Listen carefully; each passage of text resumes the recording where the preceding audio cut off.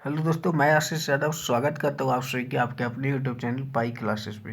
दोस्तों, आज हम बात करेंगे मैट्रिक बोर्ड परीक्षा को लेकर, क्योंकि आपके बहुत ही कम टाइम बचा हुआ है मैट्रिक बोर्ड परीक्षा। आपको पता ही होगा कि इसका ऑफिशियल मॉडल पेपर जारी कर दिया है। इसका मोस्ट इंपॉर्टेंट 20 ऑब्जेक्टिव क्वेश्चन लेकर आए हैं, जो कि आपके हमेशा मैट्रिक बोर्ड परीक्षा में पूछे जाते हैं। और इससे आपको 4 से 5 प्रश्न आपके मैट्रिक बोर्ड परीक्षा में पूछे जाएंगे। तो जो भी बच्चे इस बार मैट्रिक बोर्ड परीक्षा देने वाले हैं, तो इस वीडियो को बिना स्किप किए हुए एक बार शुरू से अंत तक जरूर देखिएगा, क्योंकि एक एक प्रश्न आपके लिए काफ़ी महत्वपूर्ण साबित होगा। जो भी स्टूडेंट बिहार बोर्ड से एग्जाम देने वाले हैं, वो खास करके इस वीडियो को जरूर देखिएगा। अगर इसका पीडीएफ डाउनलोड करना हो तो आप टेलीग्राम में ज्वाइन हो जाइए। अब टेस्ट देने के लिए पाई क्लासेस एप्लीकेशन को डाउनलोड कर लीजिए। लिंक आपको डिस्क्रिप्शन में वीडियो के नीचे जाएगा, तो वहाँ पे आपको पीडीएफ का यानी पाई क्लासेस एप्लीकेशन का पीडीएफ के लिए सभी चीज़ आपको यहाँ पे दे दिया गया है। तो डिस्क्रिप्शन जाके चेक कर लीजिएगा वीडियो के लास्ट में, यानी वीडियो पूरा देखने के बाद आप डिस्क्रिप्शन चेक करके वहाँ से जाके डाउनलोड कर लीजिएगा। यहाँ पे ऑल ओवर बिहार से प्रतिदिन 10 से 15 हज़ार स्टूडेंट टेस्ट में भाग लेते हैं। तो आप सभी लोग भी आके यहाँ पे टेस्ट दीजिए और अपना तैयारी का लेवल ज़रूर चेक करें कि किस तरह का तैयारी अभी तक हुआ है। अगर कोई दिक्कत या परेशानी हो तो ये दोनों नंबर में से किसी पे भी संपर्क कर सकते हैं। चलिए आज का सेशन स्टार्ट करते हैं। आज का पहला प्रश्न कह रहा है शुद्ध शब्द है, इसमें से शुद्ध शब्द कहने का मतलब कि सही शब्द इसमें से कौन लिखा हुआ है। आपको मैट्रिक बोर्ड परीक्षा में हमेशा इस तरह का प्रश्न आपके पूछे जाते हैं। तो याद रखिएगा, शुद्ध शब्द जो होती है, यहाँ पे लिखा गया प्रकृति के बारे में कि प्रकृति जो होती है वो कैसे लिखाएगा। तो प्रकृति यहाँ पे देखने से ही लग रहा है, आपको पता ही होगा कि ऑप्शन ए इसका करेक्ट आंसर हो जाएगा। प्रकृति जो होगी ये इस तरह का लिखा जाता है, यानी इसका आंसर ऑप्शन नंबर ए होगा। अगले प्रश्न की ओर चलते हैं। कहा जा रहा है कि परिश्रम में कौन उपसर्ग है। तो उपसर्ग और प्रत्यय के बारे में हम क्लास लिए ही हैं कि किसे उपसर्ग कहते हैं, किसे प्रत्यय कहते हैं। तो परिश्रम में आपसे पूछा जा रहा है कि कौन उपसर्ग है। तो परि जो है यह परिश्रम में उपसर्ग कहलाएगी, यानी ऑप्शन नंबर ए इसका करेक्ट आंसर हो जाएगा। अगले प्रश्न की ओर चलते हैं। कह रहा है हाथ खाली होना। हाथ खाली होना मुहावरे का अर्थ क्या होगा। ऑप्शन ए में दिया गया है कुछ नहीं मिलना, ऑप्शन बी में हाथ से पैसा गिर जाना, ऑप्शन सी में है पैसा न होना, ऑप्शन डी है गरीब होना।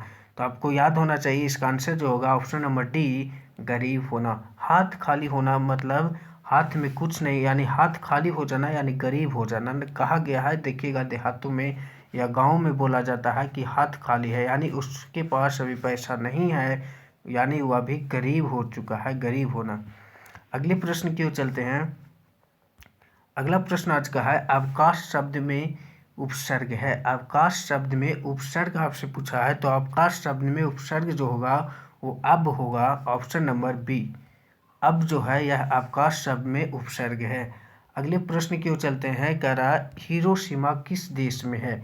हिरोशिमा किस देश में है। ऑप्शन ए है चीन, ऑप्शन बी है फ्रांस, ऑप्शन सी है जापान, ऑप्शन डी है जर्मनी। याद रखिएगा हिरोशिमा जो है यह जापान में स्थित है। कौन सा देश में, तो हिरोशिमा जापान में स्थित है, यानी इसका आंसर ऑप्शन नंबर सी हो जाएगा। यहाँ से एक और ऑब्जेक्टिव क्वेश्चन पूछे जाते हैं, याद रखिएगा। 6 अगस्त 1945 को अमेरिका ने जापान के हिरोशिमा पर ही पहला परमाणु बम हमला किया था, यानी पहला परमाणु बम गिराया था। कहाँ, तो हिरोशिमा पे ही, जापान के हिरोशिमा पे। यहाँ से ऑब्जेक्टिव पूछा जाता है कब गिराया गया था, तो 6 अगस्त 1945 को। अगले प्रश्न की ओर चलिए, दोनों क्वेश्चन याद रखिएगा। अगला प्रश्न आज का है, कह रहा है मेरे बिना तुम प्रभु कविता का हिंदी रूपांतरण किसने किया। मेरे बिना तुम प्रभु कविता का हिंदी रूपांतरण किसने किया। ऑप्शन ए में है बीरेन डंगवाल, ऑप्शन बी में है जीवनानंदन दास, ऑप्शन सी में है कुंवर नारायण, ऑप्शन डी में है धर्मवीर भारती। बहुत इंपॉर्टेंट क्वेश्चन है, बताया गया प्रश्न, इसका आंसर सभी का आना चाहिए। कमेंट सेक्शन में देखते हैं किसको किसको आंसर इसका याद है। सभी लोग कमेंट सेक्शन में इसका आंसर बताएंगे 6 नंबर क्वेश्चन के कि मेरे बिना तुम प्रभु कविता का हिंदी रूपांतरण किसने किया था। इसका आंसर सभी का आना चाहिए। देखते हैं किनको किनको आंसर याद है, क्योंकि इस तरह का प्रश्न हमेशा पूछे जाते हैं। कुंवर नारायण कवि हैं। कुंवर नारायण जो है ये कवि जो हैं ये ग्राम संवेदना के हैं, या फिर नगर संवेदना के, या मल तत्व संवेदना के, या फिर तत्व संवेदना के। तो याद रखिएगा कुंवर नारायण जो कवि हैं यह ग्राम संवेदना के कवि हैं। यानी इनका जन्म भी एक बार पूछा गया है कि इनका जन्म कब हुआ था। तो याद रखिएगा कुंवर नारायण का जन्म 19 सितंबर 1927 में हुआ था। कुंवर नारायण का जन्म 19 सितंबर 1927 में हुआ था। और मृत्यु इनका आपको पता ही होगा, आपको याद में हुआ है। मृत्यु जो इनका है वो 15 नवंबर 2017 में हुआ था। यानी इनका मृत्यु 15 नवंबर 2017 में हुआ और जन्म 19 सितंबर 1927 में। दोनों क्वेश्चन आप याद रखिएगा। इनका जन्म जो है बहुत ही इंपॉर्टेंट है, पूछा गया प्रश्न है। अगले प्रश्न की ओर चलते हैं। आज का अगला प्रश्न कह रहा है सेनापति में कौन समास है। सेनापति में कौन समास है। तो सेनापति में जो है वह तत्पुरुष समास होता है। याद रखिएगा सेनापति में कौन समास होता है। तो तत्पुरुष समास होता है। यानी इसका आंसर ऑप्शन नंबर बी हो जाएगा। अगले प्रश्न की ओर चलते हैं। आज का अगला प्रश्न कह रहा है मित्र शब्द का भाववाचक संज्ञा रूप। मित्र शब्द का भाववाचक संज्ञा रूप कौन है। ऑप्शन ए यहाँ पे देखिए कह रहा है मैत्री, ऑप्शन बी है मित्रता, ऑप्शन सी है मितत्व, ऑप्शन डी है मित्री। तो याद रखिएगा इसका आंसर जो हो जाएगा ऑप्शन नंबर बी मित्रता। मित्र शब्द का भाववाचक संज्ञा रूप मित्रता होती है। यानी इसका answer option number B correct हो जाएगा। अगले प्रश्न की ओर चलते हैं। आज का अगला प्रश्न कह रहा है जनतंत्र का जन्म। जनतंत्र का जन्म शीर्षक कविता के कवि का क्या नाम है। बहुत ही इंपॉर्टेंट क्वेश्चन है, पूछा गया प्रश्न, याद रखिएगा। इसका आंसर रामधारी सिंह दिनकर हो जाएंगे। जनतंत्र का जन्म शीर्षक कविता के कवि रामधारी सिंह दिनकर हैं।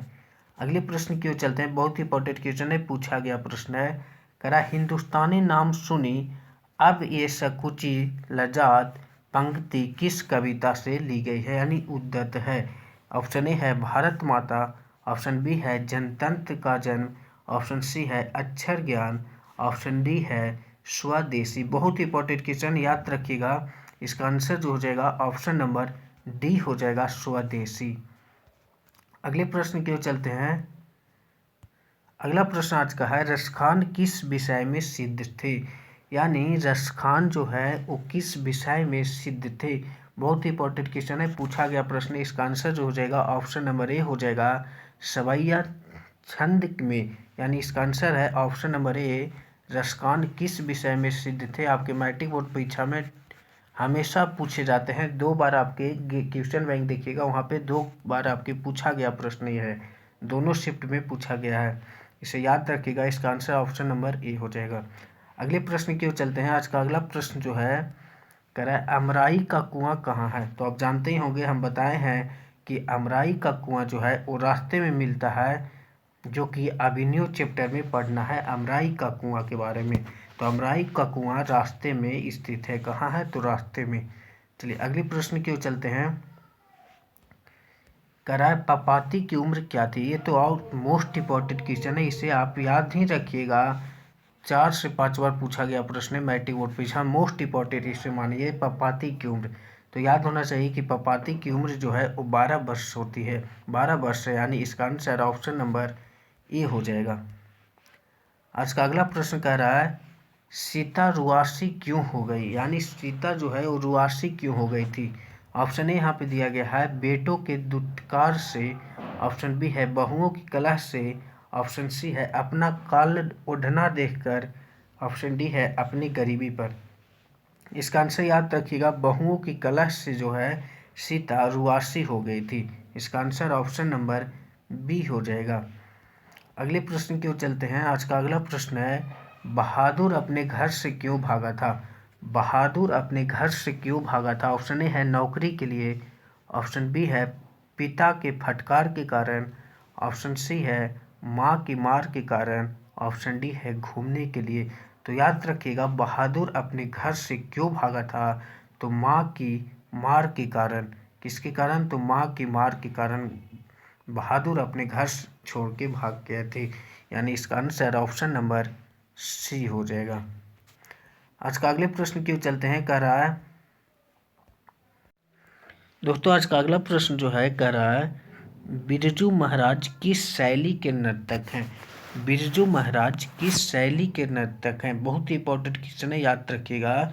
तो बिरजू महाराज जो थे यह कथक शास्त्रीय बिरजू महाराज जो थे यह शास्त्रीय नृत्य कथक थे, यानी इसका आंसर ऑप्शन नंबर डी हो जाएगा। कथक किस शैली के, तो कथक शैली के नर्तक की थे, यानी इसका आंसर ऑप्शन नंबर डी हो जाएगा। कौन सा कथक, तो याद रखिएगा शास्त्रीय नृत्य कथक किस थे, इसका आंसर याद रखिएगा। बहुत ही इंपॉर्टेंट क्वेश्चन है। बिरजू महाराज किस शैली के नर्तक थे, तो शास्त्रीय नृत्य कथक के, यानी ऑप्शन नंबर डी यहाँ पे करेक्ट आंसर हो जाएगा। अगले प्रश्न की ओर चलते हैं।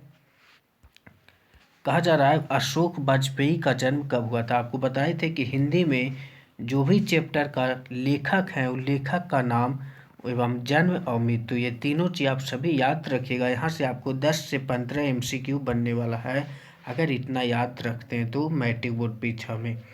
तो कह रहा है अशोक वाजपेयी का जन्म कब हुआ था। ऑप्शन ए दिया गया है 16 जनवरी 1941 ईस्वी में, ऑप्शन बी है 10 मार्च 1942 ईस्वी में, ऑप्शन सी है 19 मई 1943 में, ऑप्शन डी है 15 जून 1944 में। तो याद रखिएगा इसका आंसर जो हो जाएगा वो ऑप्शन नंबर ए हो जाएगा, 16 जनवरी 1941 ईस्वी में। 16 जनवरी 1941 में अशोक वाजपेयी का जन्म हुआ था। कहाँ हुआ था, तो छत्तीसगढ़ में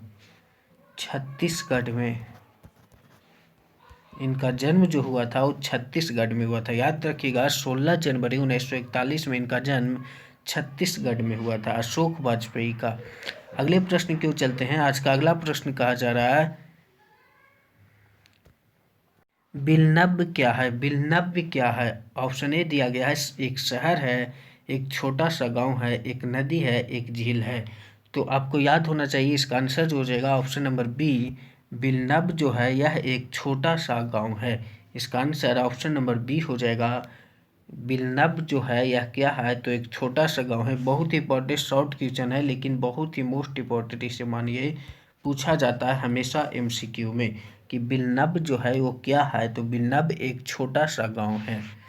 अगले प्रश्न की ओर चलते हैं। कहा जा रहा है कि हमारी नींद कविता कहाँ से ली गई है। हमारी नींद कविता कहाँ से ली गई है, बहुत ही इंपॉर्टेंट क्वेश्चन है। बताया गया प्रश्न है, हम कई बार इसको आंसर बताए हैं कि इसका आंसर क्या होगा। ऑप्शन ए दिया है इसी दुनिया में से, ऑप्शन बी है पहल पुस्तिका से, ऑप्शन सी है दुष्चक्र की स्पष्टता से, ऑप्शन डी है अषाढ़ी बार से। बहुत ही इंपॉर्टेंट क्वेश्चन है, आपको याद होना चाहिए कि हमारी नींद कविता कहाँ से ली गई है। सभी लोग इसका आंसर कमेंट सेक्शन में कमेंट करके बताएंगे कि इसका आंसर क्या होगा। देखते हैं किनको किनको याद है। बताया गया प्रश्न है, देखते हैं किनको किनको याद है इसका आंसर। अगले प्रश्न की ओर चलते हैं। कहा जा रहा है लौटकर आऊँगा फिर पाठ की विद्या क्या है। लौटकर आऊँगा फिर पाठ की विद्या क्या है। ऑप्शन ए में दिया गया है कविता है, ऑप्शन बी में है कहानी है, ऑप्शन सी में निबंध है, ऑप्शन डी में है साहित्यकार है। तो याद रखिएगा लौट कर आऊँगा फिर पाठ जो है यह एक कविता है, यानी यह एक कविता है। इसका आंसर ऑप्शन नंबर ए हो जाएगा। याद रखिएगा मोस्ट इंपॉर्टेंट क्वेश्चन है, पूछा गया प्रश्न है, ठीक है। हमेशा आपके मैट्रिक बोर्ड परीक्षा में पूछे जाते हैं। सभी लोग कमेंट सेक्शन में बताएंगे कि 20-21 क्वेश्चन में से कितना का आंसर आपको पहले से याद था। सभी लोग कमेंट सेक्शन में रिप्लाई जरूर करेंगे। आपको देखते हैं कितना पहले से आपको याद था 21 क्वेश्चन में से, क्योंकि सभी आपके मोस्ट इंपॉर्टेंट क्वेश्चन है। मॉडल पेपर से लाया गया प्रश्न है आपके मैट्रिक बोर्ड परीक्षा में। इससे 3 से 4 से 5 क्वेश्चन आपके हमेशा पूछे जाते हैं, इसे याद रखिएगा। जो वीडियो पे पहली बार आए हो वीडियो को लाइक करके साथ में चैनल को सब्सक्राइब नहीं किए तो सब्सक्राइब कर लीजिएगा, ताकि एक एक क्लास का नोटिफिकेशन आपके पास पहुंचते रहे। तो चलिए आज का सेशन यहीं तक रखते हैं, फिर मिलेंगे अगले सेशन में। तब तक यहीं जय हिंद जय भारत। फिर मिलेंगे अगले सेशन में नई टॉपिक के साथ। आप सभी लोग आना न भूलिएगा।